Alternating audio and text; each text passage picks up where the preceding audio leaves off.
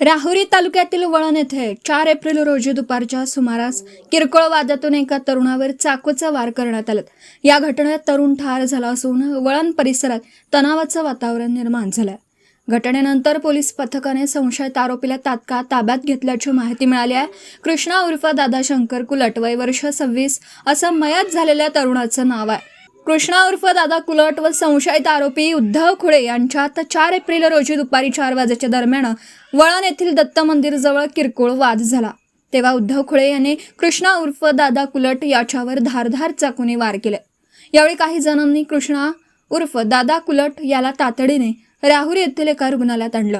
त्यानंतर त्याला अहिल्यानगर येथील एका रुग्णालयात हलवण्यात आलं। तेथील वैद्यकीय अधिकाऱ्यांनी कृष्णा उर्फ दादा कुलट याला तपासून उपचारापूर्वीच मयत घोषित केला। यावेळी कृष्णा कुलट याचे मित्र व नातेवाईकांनी रुग्णालय परिसरात तसेच राहुरी पोलीस ठाण्याच्या आवारात मोठी गर्दी केली होती।